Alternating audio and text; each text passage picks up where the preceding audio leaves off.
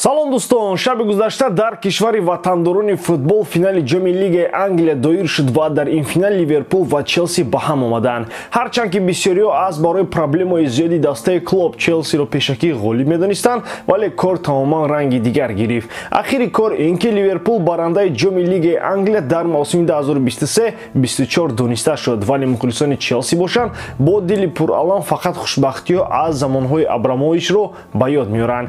Дар ин видео ҳамаи бозиҳое ки имшаб шуда гузаштанд як бори дигар ба хотир меорем. лайки қиматбои худро гузоред то ин ки видео ба нафарони зиёдтар паҳн гардад. дӯстон, футболи бошгоҳӣ дар ҷӯшу хуруш аст ва моро чанд рақобатҳои ҷолиб интизор мебошанд. Жиронае ки ба кризис афтудааст, кӯшиш мекунад Райо Великаноро мағлуб созад. Манчестер Юнайтед дар Кубоки Англия во мехӯрад бо Ноттингем. Интер ки ҳамаро аз сари роҳаш пуф карда истодааст, дар майдони худ Аталантаро пешвоз мегирад. А дар Кубоки Испания, Атлетико ки дар бозии аввал мағлуб шуд, кӯшиш мекунад ин навбат бар зидди Атлетик ғолиб барояд. Чӣ гуна сенсатсияҳо моро дастҳо тайёр карданд. Тамошои рақобатҳоро бо 1x бозам ҷолибтар гардонед. Дар он ҷо регистратсияи осон, пур кардани маблағ аз тамоми гӯшаву канори дунё, вале аз ҳам муҳим, бонус то ҳаҷми $100 дар аввалин пардохт бо промокоди AMG 0777 ссилкаи бозӣ дар комментарияи ин видео. барои клуб аввалин ҷомро пеш аз рафтанаш кӯдакон ва бозингарони зиндамондаи ҳайати асосӣ таъмин намуданд. Дар дақиқаи 104 овертайми бозӣ Ван Дейк гол зад ва ин голи ягонаам ҷомдории навбатии сурхпӯшонро таъмин кард.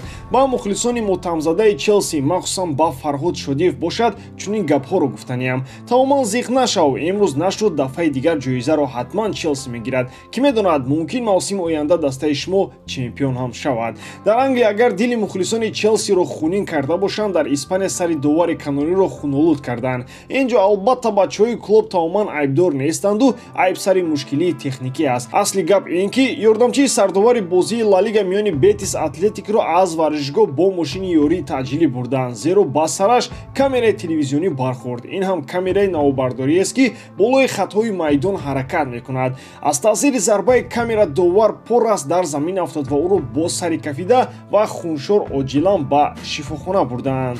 хулоси гапу кор ин ки дар бозӣ фақат футболбозонро маъюбу хуншор мекунанд. Як доваронро ҳам ҷазо додан хуб аст, то ки минбаъд қарорҳои дуруст бароранд. Даромади гап, худи бозӣ бо пирӯзии Бетис бо ҳисоби 3-1 ҷанбаст шуд. дар бозии асостарини Ла Лига бошад, Реал Мадрид Севилияи сермушкилро имтиҳон кард. ҳарчанд ки аз рӯи пешгӯиҳо мадридиҳо бояд чунин Севилияи захмиро тору мор мекарданд, вале дастаи Рамос номуси мардакӣ зиёд нишон дод. Новобаста аз бох, Рамос яке аз беҳтаринҳо будани худро бори дигар исбот кард ва ба собиқ ҳамдастагонаш имкон надод ки дарвозаи Севилияро голборон кунанд. аз 16 кӯшиши голзанӣ дастаи Анчелоти танҳо як бор туп вориди дарвоза шуд ва он ҳам дар дақиқаи 81 аз ҷониби пирикор Лука Модрич. Севилия бошад худ дар хатти ҳамла ҳеҷ коре накарду танҳо дар ҳимоя миён мешикаст. хулоса, Севилия агар чунин тарз пуртоқат бо дигарон бозӣ кунад, бо 1 голу ним гол пирӯзам шуда метавонад. дар футболи Фаронса бошад, даври гузашта мухлисони Парк де Пренс шоҳиди рақсҳои бозингарони Парижӣ ва табассумҳои Мбаппе нашуданд, зеро ПСЖ бо азоби алим як холро аз рен кашида гирифт. Ба голи Гуири дар дақиқаи 33 танҳо дар дақиқаи 97 Рамуш аз пеналти ҷавоб гуфт. Мбапперо бошад тамоман табаш хира буд ва ҳатто гап ҳам намезад, зеро ӯро Энрике дар дақиқаи 65 иваз карда буд. дақиқаи 65 бозӣ дар Фаронса агар Мбапперо дамгирӣ равон карданд, гол дар дақиқаи 65 бозӣ дар Олмон пирӯзии Хофенхаймро муқобили Боруссияи Дормунд таъмин кард. Хофенхайм дар ин бозии сафарӣ аз дақиқаи 2 пешсаф буд, вале ду голи ҷавобӣ соҳибони майдонро бо бартарӣ ба танаффус баровард. Аммо дар дақиқаи 61 ва 65 футболбозе бо номи Байер ду голи дигар зад ва пирӯзии сафарии Хофенхаймро зидди замбурон таъмин кард. хулоса ки эффекти хаби Алонсо дар Олмон он қадар зур будааст ки ҳатто бозингарони ҳамноми дастааш қаҳрамонӣ нишон медиҳанд.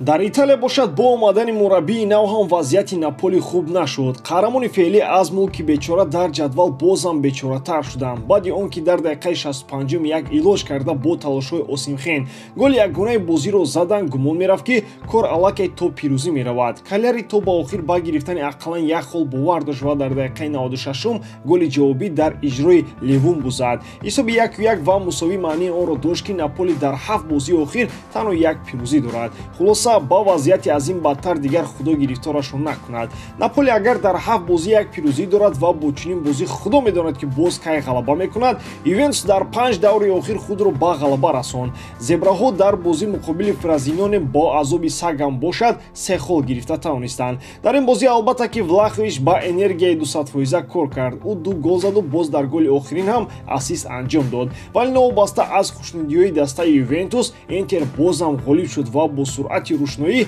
ба самти қаҳрамонӣ меравад. пирӯзии бузурги сафарӣ зидди Лечче бо ҳисоби 4-0 маънои онро дорад ки то гирифтани скудеттои навбатӣ роҳ он қадар зиёд намондааст. Аз Ювентус аллакай Интер 9 хол зиёд дораду боз як бозӣ дар захира. Метавон гуфт ки дар хонаводаи Инзагио Симоне бо чунин қаҳрамониҳои пуршараф ҷазиркардагиҳои Филиппи Инзагиро як муддат мепӯшонад. Милан ҳам дар бозии навбатии серияи азоб кашидиҳо дақиқтараш бахташон омад накард. Миланиҳо ба ҷониби дарвозаи Аталанта 20 зарба равон карданд ки аз ин 7-тоаш зарбаи рост буд. Голи Леао дар дақиқаи 3 ва дигар нокомиҳои пайдарпай дар роҳи голзанӣ албатта ҳама ба фоидаи Ювентус аст. Аталанта бошад пеш аз танаффус бо голи Капменерс аз пеналти ҳарчанд дар идома аз осмон ситора нафароварда бошад, вале аз варзишгоҳи Сан-Сиро дасти холӣ бар нагашт. Агар бо Аталанта корро ҳал кардан натавонӣ, бо Интери пурқувват дар даври баъдӣ мушкил аст гуфтан ки ягон кор аз дасташон меояд. Вале аз ҷониби дигар ин худ дерби аст ва дар дерби дилхудчиз шуданаш мумкин.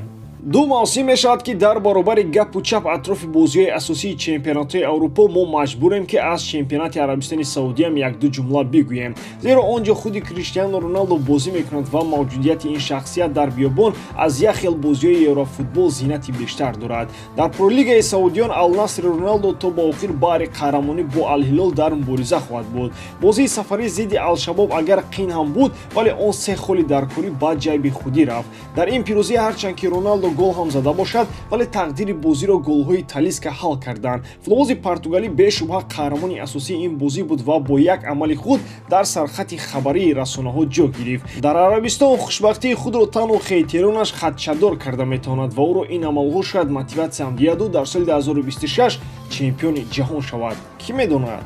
баъди оне ки дастаи Месси дар даври якуми мавсими MLS худи Реалро шикаст дод, дар назар дорем Реал Солт Лейкро, гумон мерафт ки кори хирс тамом аст ва каппаи ҳарифон дигар дар Амрико дуд мекунад.